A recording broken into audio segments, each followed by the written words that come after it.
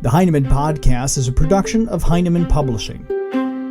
Heinemann is a provider of resources written by real teachers for real classrooms. Heinemann values teachers as decision makers and students as curious learners. Discover the path to lifelong professional learning at Heinemann.com. Heinemann, dedicated to teachers. Hi, I'm Brett from Heinemann, and we're continuing our conversation about bullying hurts. Today we're speaking with co-author Lester Laminack in part 2 of our conversation. While Bullying Awareness Month may be over, the need is certainly still with us. Lester Laminack says the term bullying is in danger of being overused, which could cause it to lose its effectiveness. He says there's a difference between a student who's being rude and a student who's being bullied. We started our conversation on the need to work towards kindness, not only in our classrooms, but in the world. Let's think about just working toward kindness in general. If we try a certain type of thing to do in the classroom versus a certain type of thing to do outside the home, if we make those differentiated, I think we're missing the point. Kindness is kindness. Mm-hmm. And I think we've reached a point in the country where we need to just be conscious of our actions and our words, the things we post on Facebook and Instagram and Twitter. It appears to me that we've reached a place where a lot of people, adults and children, respond in a knee-jerk fashion to an issue or an idea in a very one-sided kind of way. And so I think the place that we need to start is just being mindful, being conscious of ourselves and how our actions and reactions either make the life of another person more stressful or less stressful. And I mean this for everything, not just in our teaching lives, but also in our daily lives, like our moment-by-moment existence, just being conscious and mindful of our own behaviors. So I don't think it's that difficult to be conscious, to just be present and aware of your own thoughts and your own feelings, your emotions. And when an issue comes up, Mr. Rogers told us you're entitled to feel any of the human emotions. That's part of being human. What we have to guard against is how we react to those emotions. It's fine to feel angry or indignant, but to behave, to speak without reflection is dangerous. Mm-hmm. And I think the idea of being kind and how we work toward being kind is to help children be conscious of what they're feeling in the moment, to be conscious of the notion that what they say and how they act has an impact on the other people around them. It helps build the notion of who they are in the minds of the people they interact with. So it's building their identity. And I think just being conscious and then helping everyone work toward that. And that may seem trite, but I think it's true. That if we just simply pause and ask ourselves, will this help another? Will it harm or hinder another? Is it necessary? Is it something I would want everyone else to do? Then I think that's like the first and probably most important step.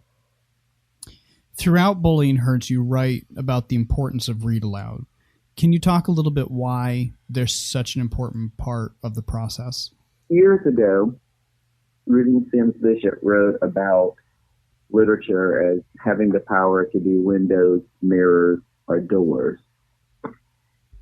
And read aloud is an opportunity for us to hold up examples of kindness and unkindness, conscious choice and unconscious action, so that we can see ourselves in situations that perhaps we don't see ourselves in the moment. We may not actually be conscious that our actions are harming another person. We're simply reacting on a gut level in a visceral way, just out of impulse without being thoughtful about it. And using read aloud allows us to take a situation and look at the situation, not look at what Brett did, so that it's personalized and then Brett gets defensive. But an idea of looking at, let's look at this story. What was the situation here? What was the decision made? What behavior did that lead to? How did that impact the other characters in the story? Who became the target in this situation? Who was a bully in this situation? The person who the persons who were standing around, and those bystanders are the people with power. And if we can help them be conscious of what's taking place, then I think we can change that.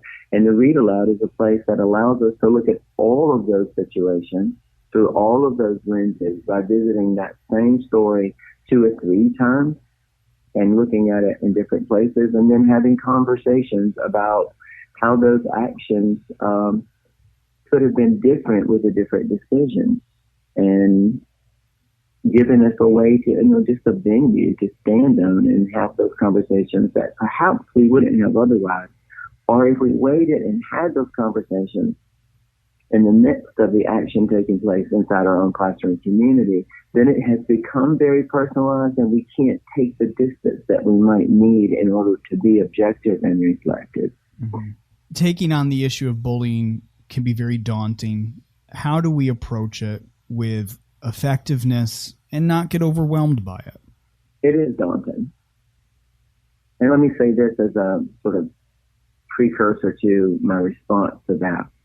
I think the word bullying has become a real popular term, to the point that we are overusing the word, and when we do, it'll lose its effectiveness.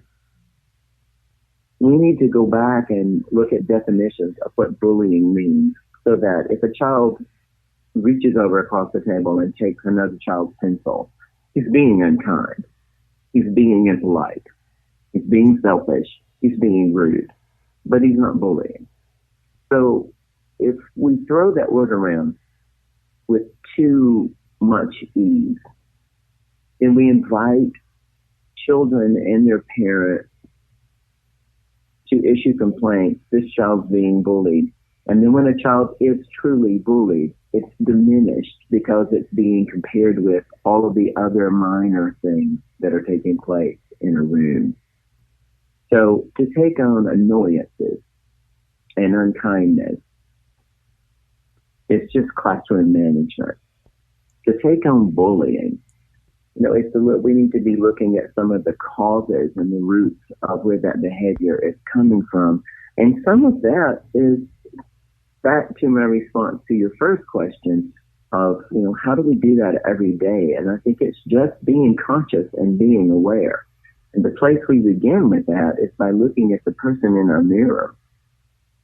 I want us to stop and think about where children learn the notion that it is okay to treat someone else with disrespect, and to do it over time repeatedly in ways that may appear to be with malicious intent. So picture yourself in a car driving down the interstate, and you're in a hurry because you dropped one kid off at soccer practice. You got another kid who needs to go to Scouts, and you need to get across town and pick up another kid that's in gymnastics. You see a sign up ahead of you. Lane ends, traffic merge, 1,500 feet. Do you A, speed up to see how many car lengths you can gain before squeezing in up ahead? Do you B, merge over immediately, knowing that that is the safer thing to do? Do you C, merge over as soon as you can safely, and then ride the bumper of the people in front of you to prevent people from behind you trying to pass and get in that lane, and then point out their unkindness and rudeness? Whatever you do in that car, whether you mean for it to be or not, is a demonstration to your children of what you believe you're entitled to. So when your child then goes to school and is pushing people out of the way in order to get to the water fountain first, or is trying to cut in line to get out to the playground and climb on the monkey bars, if there's a rule there are only 3 people here and your kid pulls a kid off of them so he can be one of the 3 on the monkey bars, and you're shocked because your child has this behavior, then you need to stop and look in the mirror and realize some of the things I do give my children the impression that they are entitled to be unkind and place themselves in front of others. And so I think in this case, one of the things we have to do is really carefully examine our own behavior, our own attitudes, our own sense of entitlement, and think through what we want our children to be doing in this world with other people. And then making sure that our words and our actions and our homes model it. And, we are in the midst of a very aggressive and ugly political season where children consistently see models on television of tearing people apart in order to advance oneself. Mm-hmm. And we've got to look at where the home has the opportunity to help children learn that civil behavior is something that is within your own control. Why aren't we working toward helping kids develop stability, a sense of manners, an understanding of how their actions and behaviors and words impact others? And so what I see right now is are more and more pieces being written in terms of professional development and programs on television, TED Talks, even the way Ellen DeGeneres signs off from her show, Be Kind to One Another. There seems to be a growing interest in promoting kindness. If we can make that a conscious effort, I think that would be good. Since we wrote the book, there are clearly some new pieces of literature available for children. And I'll lift out 3 picture books and a few chapter books that I think offer us opportunities to explore what it means to be conscious of your actions, to be conscious of what you have.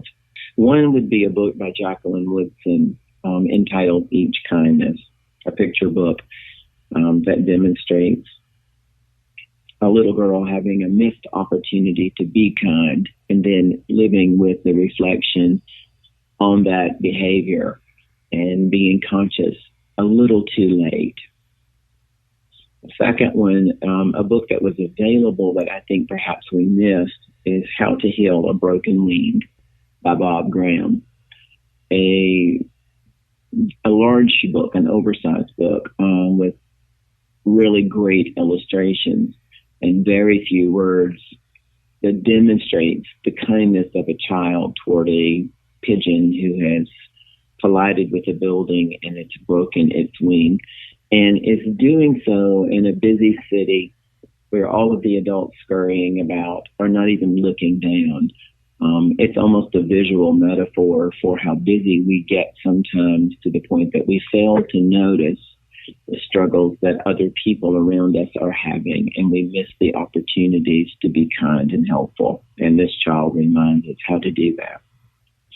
Last stop on Market Street, Matt De La Pena's new book, a picture book that shows a young boy spending his Sunday after church on the bus, going to serve in a soup kitchen with a grandmother.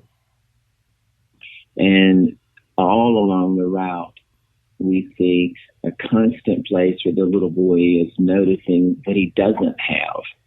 And the grandmother keeps reminding him of what he does have. And when we get to the soup kitchen, we get this opportunity to be of service to others who have even less than we do, even when we think we don't have what we need. It's a beautiful illustration of that. And then 4 novels, chapter books. Absolutely Almost by Linda Graff gives us an opportunity to look at a child with learning differences and the struggles he faces and the ways that classmates interact with him. Fish in a Tree by Linda Mullally Hunt Fish in a Tree by Linda Malloy Hunt is a story that looks at a student who has some significant learning differences and the impact a single teacher can make in terms of not only helping that child find a pathway into learning, but also find a pathway into understanding herself better and seeing the kindness of that one person. The Seventh Wish by Kate Messner offers us an opportunity to explore some deep, troubling situations within a family, this particular one with an older sister who goes off to college and gets involved in drugs, and the impact of how the dynamics of a family can shift and how the energies within that family can shift, and the priorities for the younger sister might get shifted, but recognizing that sometimes we let go of things that might matter to us on one level in order to help someone in another place, and learning to grow a little bit inside in order to make things better. That book has met with some controversy because the topic involves drug abuse, but it is prevalent and it is something children face, and it's not talked about, and it impacts the way they feel about other people. And so it offers us a great deal of opportunity to have deep conversations.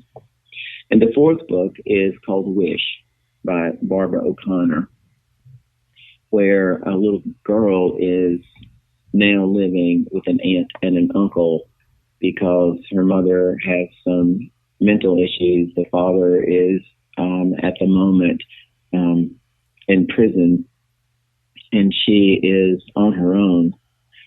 And a young boy in that rural community in North Carolina, where she feels there is nothing to do and no one to be around, a young boy up the road demonstrates what kindness looks like, sort of an unconditional love, a non-judgmental kind of friendship, which changes her in many ways, that and the love of a dog. So those books are not about bullying, but they are texts that allow us to look at the power of being selfless and being kind and being thoughtful and being reflective, which I think are essential to what we're trying to do with this book, Bullying Hurts. My thanks to Lester for his time today. You can learn more about Bullying Hurts or hear from Lester's co-author, Reba Wadsworth, in part one of our conversation on the Heinemann website at Heinemann.com. While there, you can also learn more about Lester and Reba's newest book, Writers Are Readers. We've posted on the Heinemann blog a series of special videos from the authors talking about Writers Are Readers, as well as resources and essays on bullying. Thanks for listening to the Heinemann podcast. Please consider giving us a 5-star rating in the iTunes store and writing a review there as well. Also, be sure to check out the Heinemann Teacher Tip app, a free download in either the Apple App Store or the Google Play Store. We hope you've enjoyed this Heinemann podcast, and be sure to subscribe for more. Thanks for listening.